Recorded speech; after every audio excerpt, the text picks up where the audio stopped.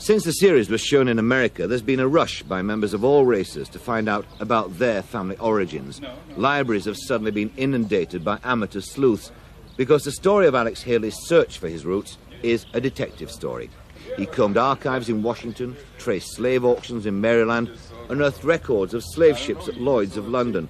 But the crucial step was the journey back to Africa.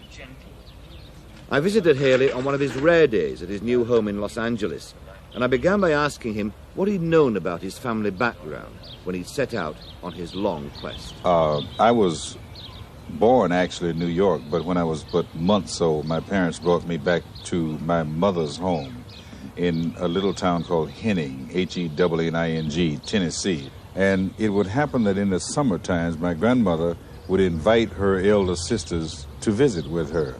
And they would come every summer. I would say there'd be anywhere between 4 and 6 of them who would come, and they would habitually go out in the evening after supper, as we call the evening meal, and they would sit in cane-bottom rocking chairs on the front porch and just start going back and forth, almost like metronomes. And I would always be there because I was very, very close to my grandmother, and they would every single evening, unless there was some local gossip to supersede it for maybe one evening, they would talk about the family. Now, they talked of people, places, things. I didn't understand a lot that they talked about. When they talk about people and say, old massa, for instance, I didn't know what an old massa was. I didn't know what a plantation was. And they would, in this context, speak of their parents, Tom and Irene Murray, who had been slaves on the Murray plantation in Alamance County, North Carolina. They'd talk about other people who went back. There was a very colorful figure called Chicken George. There were others, and then it finally went back to the furthest person back was one whom they called the African. Mm-hmm. And they would tell how this African was brought on a ship to the United States, or colonial U.S., I would later learn, to Annapolis, Maryland. He was bought off that ship by a man named, they spoke of him as Massa John Waller, and then that man took him to his plantation in Spotsylvania County, Virginia, where this African eventually mated with a cook whose name was Bell. They had a daughter whose name was Kizzy, and it was said that this African, as the girl Kizzy grew up, would tell her things about himself. That was after he learned English and she grew up enough to understand these things. He told her that he had been not far from his village chopping wood when he was surprised, set upon, overwhelmed, captured. And there were some other things that would 30-odd years later become clues for me. What kind of things were they? Were they language clues? That was one. It was said that this African, every time he got a chance, would take his daughter around the plantation there in Virginia and he'd point to objects, a tree, a rock, the sky, a cloud, or whatever, you know, a cow. And he would tell his daughter the name for that thing in his native tongue. One of the key things later, it would turn out, was there was a river, there is yet a river, in Spotsylvania County, which at that time ran contiguous to this plantation, called the Mattapony River. And he, it was said, would point to this river and say to his daughter, Cambi Bolongo. And she came to know that that sound, Cambi Bolongo, in his terms, meant river.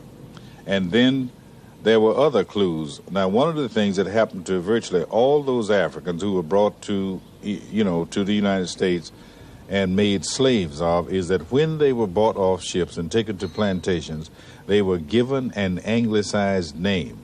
This African had been given by his master the name Toby. How did those clues lead you then to West Africa eventually? There was a predominance of K sounds, hard K sounds, and I sort of collected them, and I found that they collectively, at the University of Wisconsin here in this country, I found that they represented the Mandinka tongue, spoken by Mandingo people, and in that tongue, the sound Cambi Bolongo. Bolongo meant large, moving, running stream, like a river. Preceded by the word Cambi, it very probably, I was told, translated to Gambia River. That gave me a place. I had this compulsion to go to the Gambia. Having established that your ancestor came from Gambia, one wonders how you managed to check the fact that he had come from there, because I imagine that there are no records as such.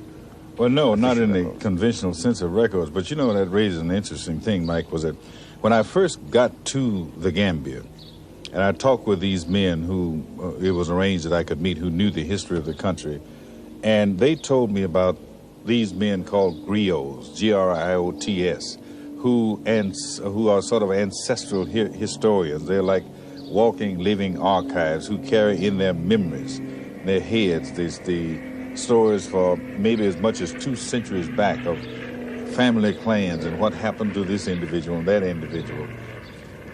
They told me about this griot they had been able to locate up in a village called Jufere, a man whose name was Keba Kanga Fofana. And he was going to tell me, they said, the history of the Kente clan through, of course, interpreters. And I found myself rather suddenly in the position that if I was going to see this man, I was going to have to do something I had never dreamed would fall my lot, that I had to get together kind of a modified safari, and I'd never thought about that. But it took me about 3 days to rent a launch to get upriver, a lorry, a Land Rover to take supplies by a roundabout land route, to employ eventually 14 people. There were 3 interpreters, one each expert, they said, in the Wolof, the Jola, and the Mandinka tongues that we'd meet along the way, and 4 musicians, because they told me in the back country these old men, the griots, would not talk without music in the background and so forth. And then we went on up the way to this village. Now, just parenthetically, I might tell you, I now very much appreciate that they did kind of give me that rather dramatic safari entourage. I have since been to the village with 1 person, you know, but they saw me as somebody who was fairly affluent and a tourist, you know, and so thus I went up with a party of 14.